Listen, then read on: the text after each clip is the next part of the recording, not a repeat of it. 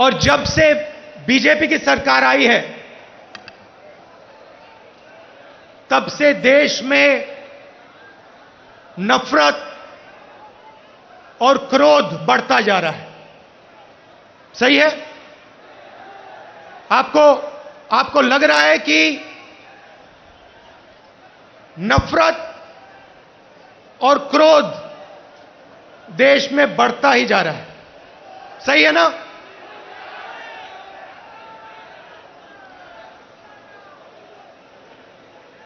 नफरत किसको होती है? भाइयों और बहनों, नफरत डर का एक रूप है। जिसको डर होता है उसी के दिल में नफरत पैदा होती है। जो डरता नहीं है, जिसको डर नहीं होता है, उसके दिल में नफरत पैदा नहीं होती है। तो भाइयों और बहनों, जब हम कहते हैं हिंदुस्तान में नफरत बढ़ रही है, उसी बात को दूसरे तरीके से कहना कि हिंदुस्तान में डर बढ़ता जा रहा है। किस चीज का डर? भविष्य का डर, महंगाई का डर, बेरोजगारी का डर, यह बढ़ता जा रहा है और इसके कारण हिंदुस्तान में नफरत बढ़ती जा रही है। और नफरत से क्या होता है? नफरत से लोग बढ़ते हैं, देश बढ़ता है और देश कमजोर होता है। बीजेपी और आरएसएस के नेता देश को बांटते हैं और जानबूझकर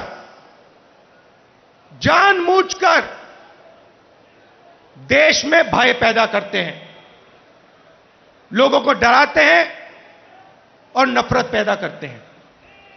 अब सवाल उठता है, ये किसके लिए करते हैं और क्यों करते हैं? फायदा इस डर का, इस नफरत का फायदा किसको मिल रहा है? भाइयों और बहनों, क्या इस डर का फायदा, नफरत का फायदा हिंदुस्तान के गरीब आदमी को मिल रहा है? पिछले 8 सालों में आप मुझे बता दीजिए, हिंदुस्तान के गरीब आदमी को, किसान को, मजदूर को, छोटे दुकानदार को नरेंद्र मोदी जी की सरकार ने क्या फायदा दिया?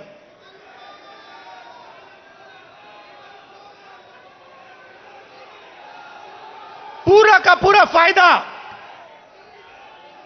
डर और नफरत का फायदा हिंदुस्तान के 2 उद्योगपति उठा रहे हैं। आप बाकी उद्योगपतियों से भी पूछ लो, वो भी आपको बताएंगे कि पिछले 8 साल में हमारा कोई फायदा नहीं हुआ, सिर्फ 2 व्यक्तियों का फायदा हुआ है। और देखने को मिल रहा है, चाहे एयरपोर्ट हो, चाहे पोर्ट हो, सड़कें हो, सब कुछ, सेलफोन, तेल, सब कुछ इन्हीं 2 व्यक्तियों के हाथ में जा रहा है। मीडिया देश को डराती है, नफरत पैदा होता है और फिर पूरा का पूरा फायदा बीजेपी 2 लोगों को दे रही है। अब देखिए, नरेंद्र मोदी जी ने नोटबंदी की। नोटबंदी से गरीबों का फायदा हुआ? गरीबों की जेब से पैसा निकाला, गरीबों को कहा काले धन के खिलाफ लड़ाई है, और फिर कुछ ही महीनों बाद आपने देखा कि जो आपके जेब में से पैसा निकाला गया था, लाखों करोड़ रुपए देश के सबसे बड़े उद्योगपतियों का कर्जा माफ किया गया। किसान का कर्जा माफ नहीं करेंगे, किसान के खिलाफ 3 काले कानून लाएंगे, कहेंगे कि ये कानून किसानों के फायदे के लिए है। अगर किसानों के फायदे के लिए है तो फिर पूरे देश में किसान क्यों खड़ा है, सड़कों पे क्यों उतरा है और आपके खिलाफ क्यों खड़ा है?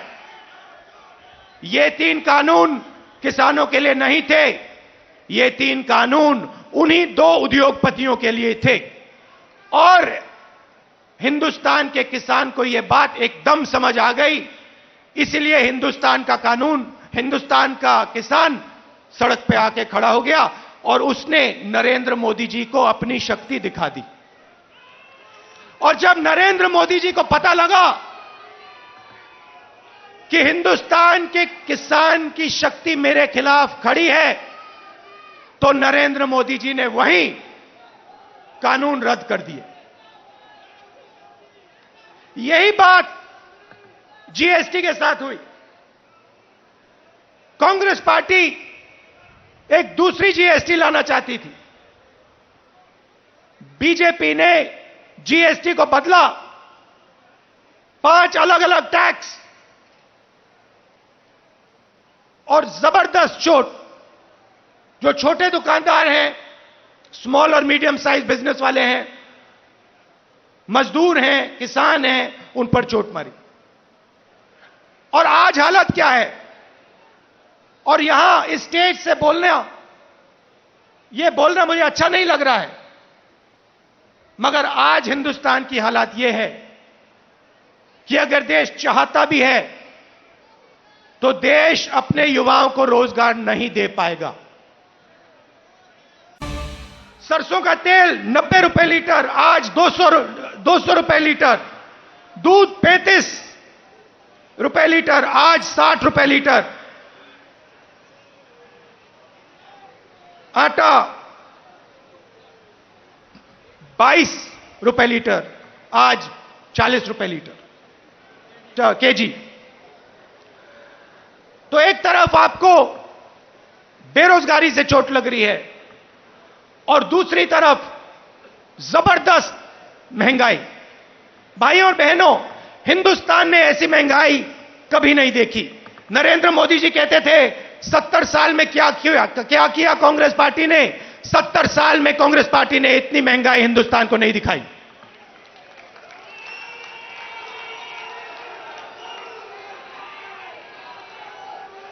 तो हिंदुस्तान का आम नागरिक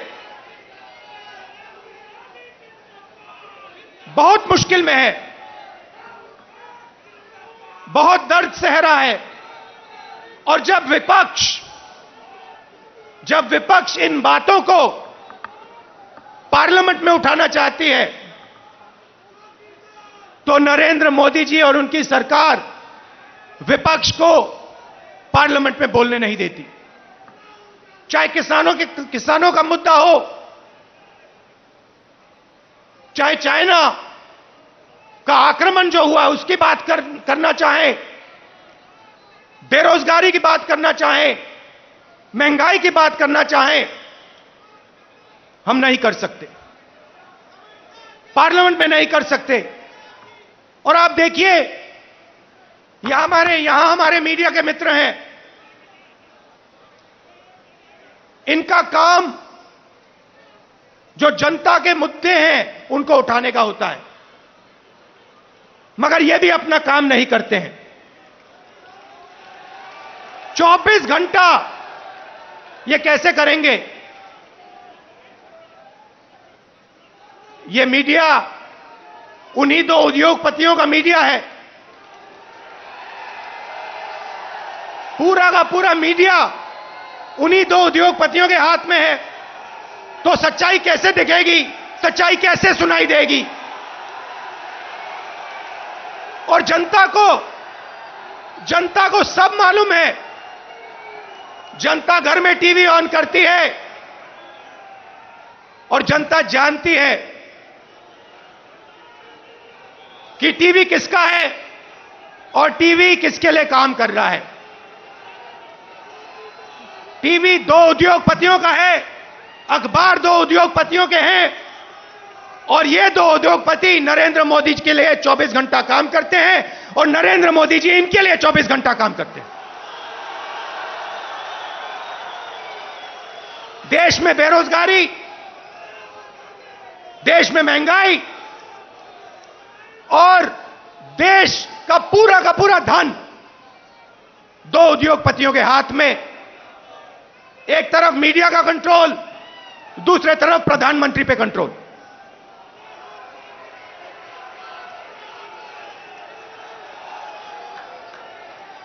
अभी किसी ने कहा नरेंद्र मोदी जी प्रधानमंत्री हैं, मगर मैं आपको एक गारंटी दे सकता हूं, नरेंद्र मोदी जी प्रधानमंत्री हैं, मगर उन दो उद्योगपतियों के समर्थन के बिना नरेंद्र मोदी प्रधानमंत्री नहीं हो सकते। मीडिया के समर्थन के बिना नरेंद्र मोदी प्रधानमंत्री नहीं हो सकते।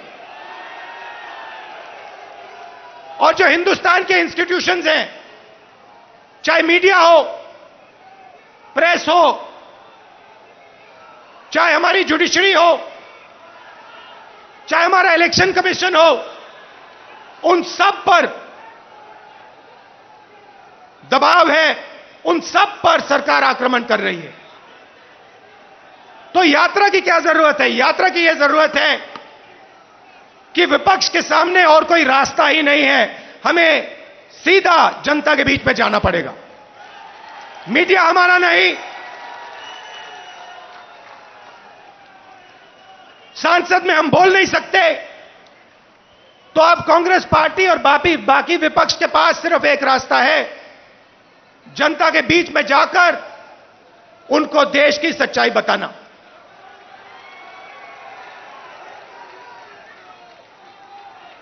जो भी नरेंद्र मोदी जी के खिलाफ काम करना चाहता है, चाहे कोई भी हो, विपक्ष की पार्टी हो, एक्टिविस्ट हो, एनजीओ का कोई व्यक्ति हो, उस पर पूरा का पूरा जबरदस्त आक्रमण होता है।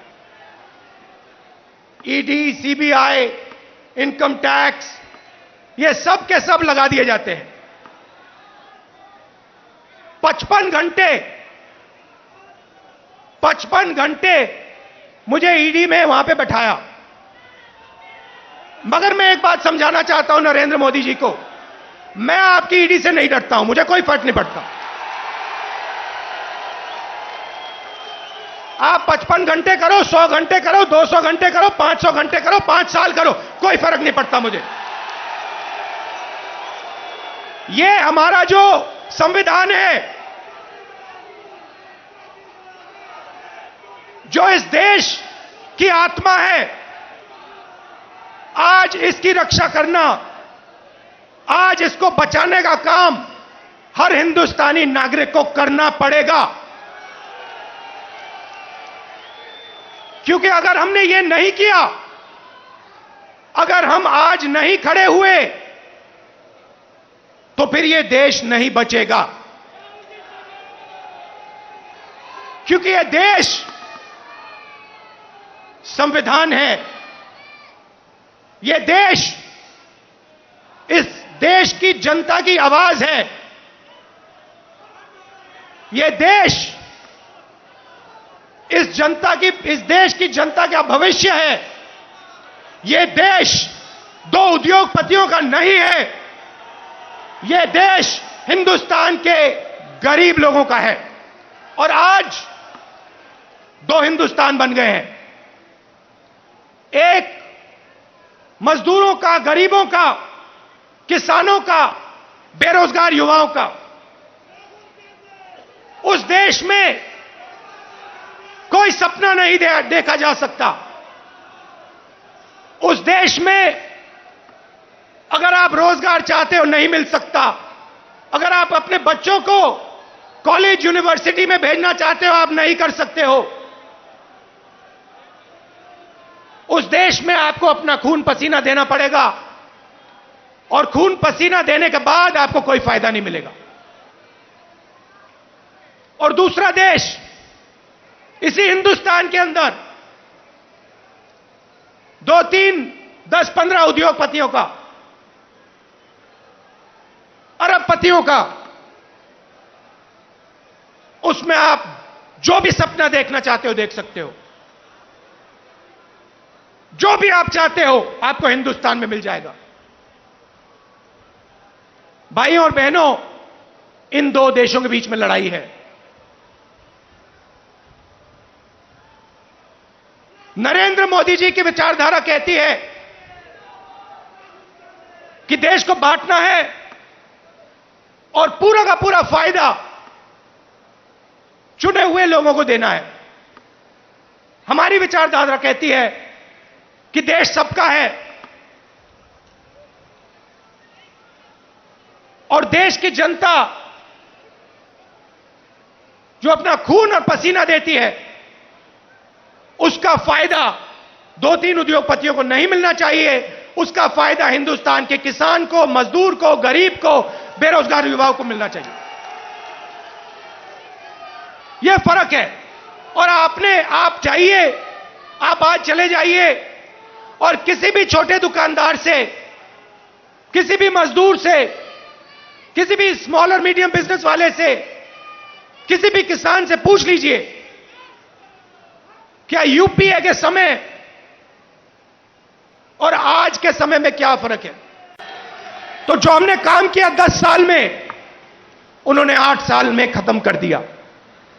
और फिर जाके भाषण देते हैं, प्रगति की बात करते हैं, न्यू इंडिया की बात करते हैं, मेक इन इंडिया की बात करते हैं, कहते हैं कि हिंदुस्तान बदल गया। हिंदुस्तान को नरेंद्र मोदी जी पीछे ले जा रहे हैं। हिंदुस्तान में नरेंद्र मोदी जी नफरत फैला रहे हैं, डर फैला रहे हैं और इससे देश का नुकसान होगा। देश का फायदा हो ही नहीं सकता। फायदा देश के दुश्मनों को होगा। फायदा चाइना को होगा, फायदा पाकिस्तान को होगा, मगर हिंदुस्तान को नहीं होगा। हिंदुस्तान में जितनी भी नफरत फैलेगी, जितना क्रोध फैलेगा, जितना डर फैलेगा, उतना हिंदुस्तान कमजोर होगा। और पिछले 8 सालों में नरेंद्र मोदी जी ने हिंदुस्तान को कमजोर करने का काम किया है। जो हमारी आर्थिक शक्ति थी उसको खत्म किया।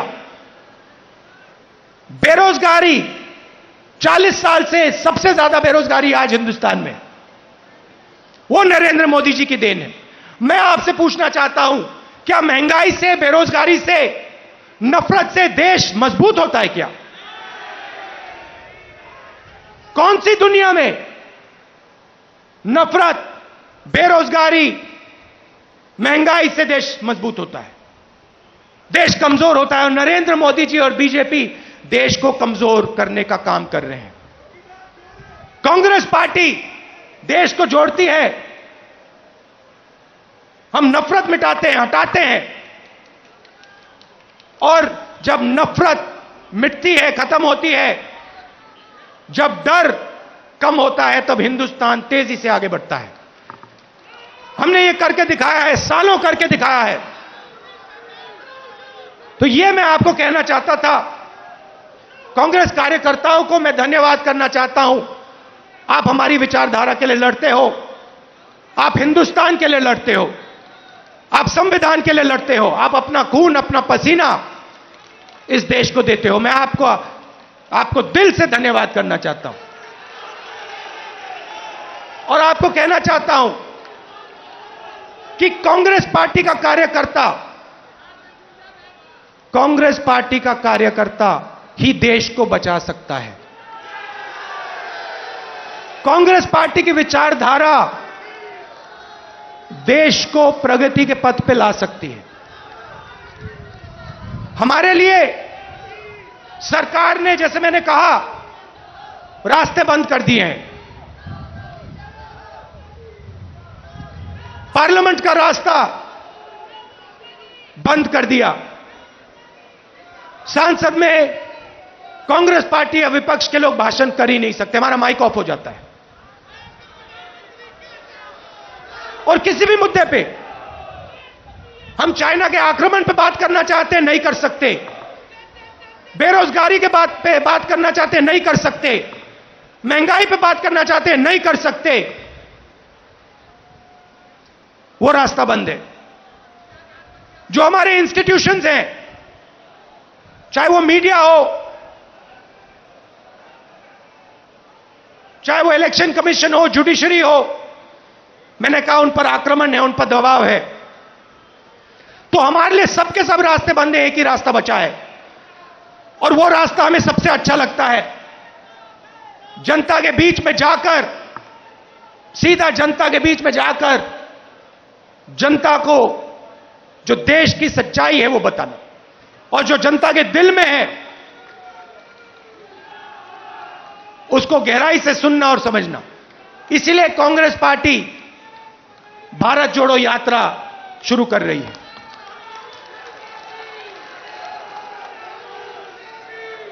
आप सब दूर दूर से आए, इसके लिए मैं आपको दिल से धन्यवाद करना चाहता हूं। विचारधारा की लड़ाई है, और कांग्रेस पार्टी की विचारधारा